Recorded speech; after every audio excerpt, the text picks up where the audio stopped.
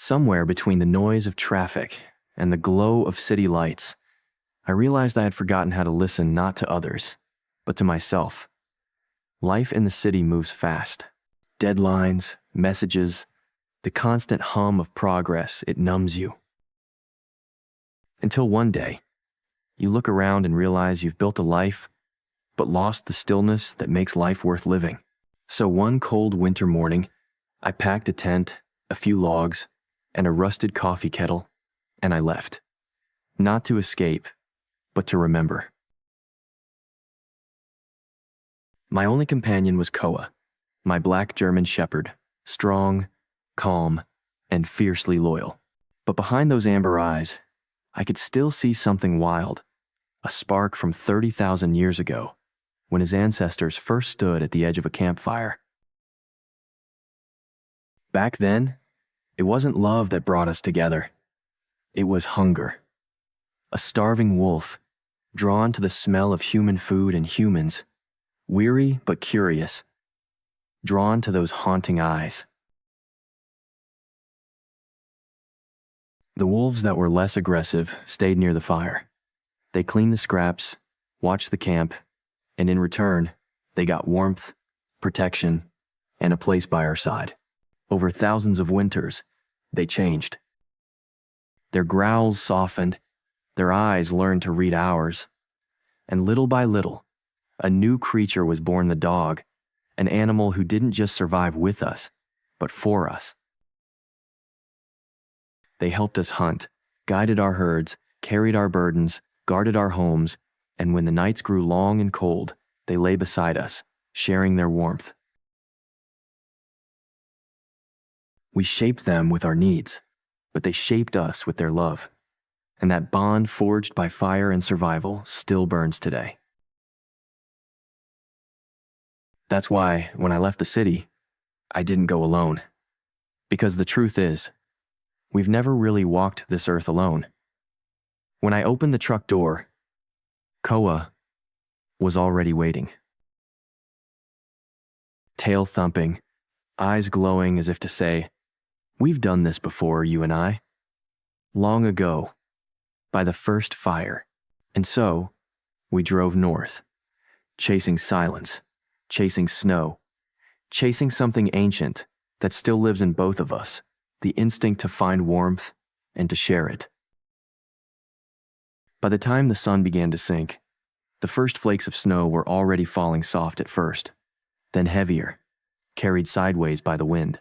I found a clearing between the trees, just wide enough to catch a glimpse of the sky,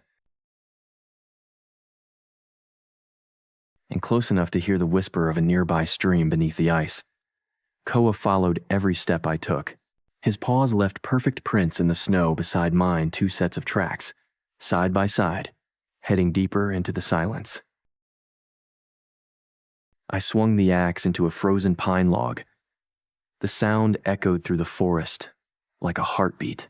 Every time a log dropped, Koa trotted over, sniffed it, then looked back at me as if to say, "Yeah, this one will do."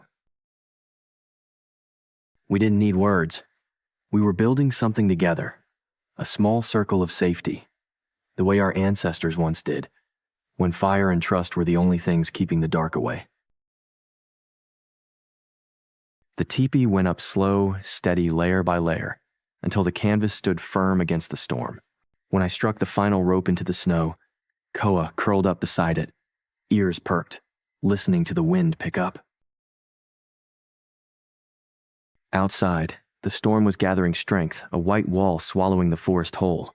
The trees bent and moaned under its weight, like old giants warning us to stay close. Inside, I struck a match. A single spark leapt to life, and the kindling caught. The flame grew flickering, alive, and I watched it reflect in Koa's amber eyes. In that glow, time folded in on itself.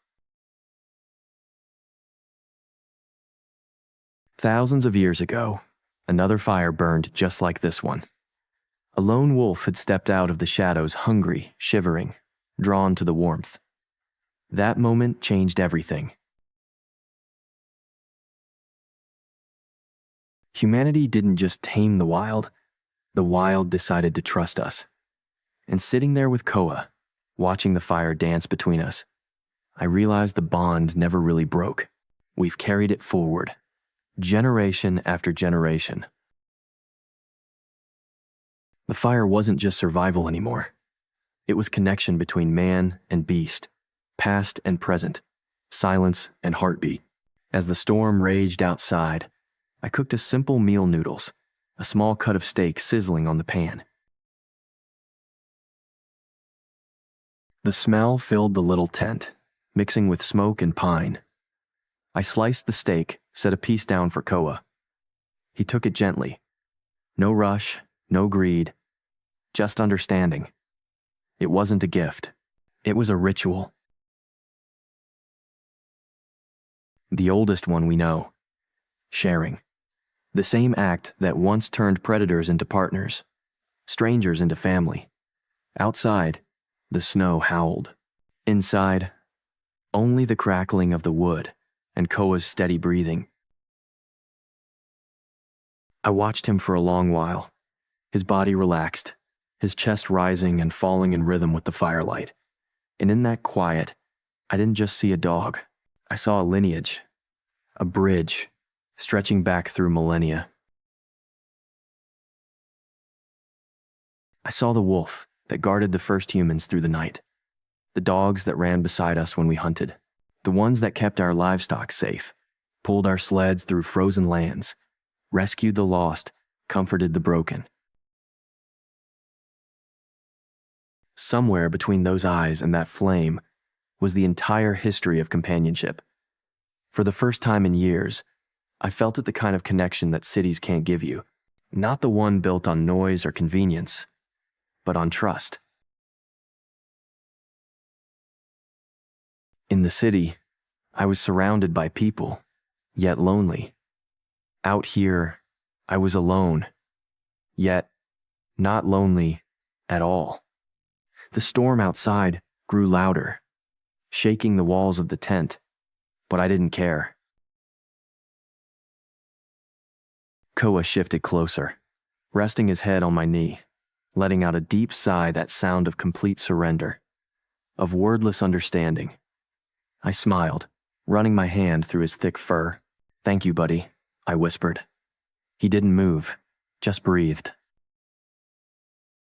The fire popped, the snow hissed on the canvas, and for a moment time stood still. In that little circle of warmth, while the wilderness roared around us, I realized something profound. We've been building this same fire for 30,000 years.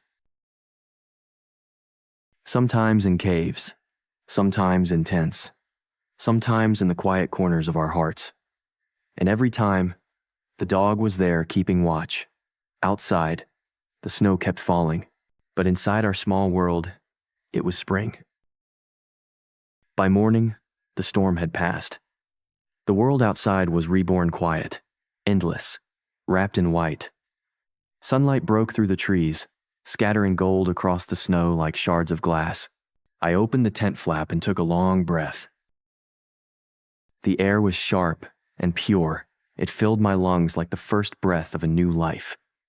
Koa darted out ahead of me, leaping through the drifts, his black coat flashing against the pale snow. His paw prints stretched all the way to the tree line.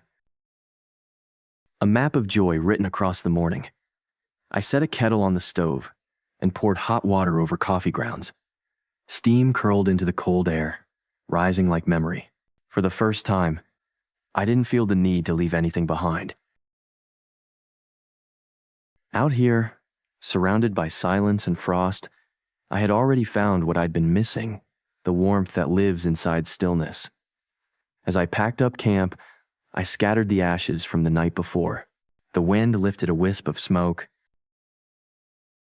carrying it upward, a final whisper from the fire, a reminder that its light still lives somewhere within me. I turned. Koa was watching. His amber eyes caught the morning sun, ancient, steady, full of knowing. In that moment, I understood this journey was never about me taming him. It was about both of us, learning to tame the wild out there in the woods, and in here, inside our own hearts. The fire had burned down to embers, but its glow remained in Koa's eyes, in our footprints trailing across the snow, in the quiet rhythm of a heart finally at peace. The forest was silent. But if you listen closely, you could still hear it, a voice as old as the first campfire. Man and dog, two souls once lost, now found again in the light of love.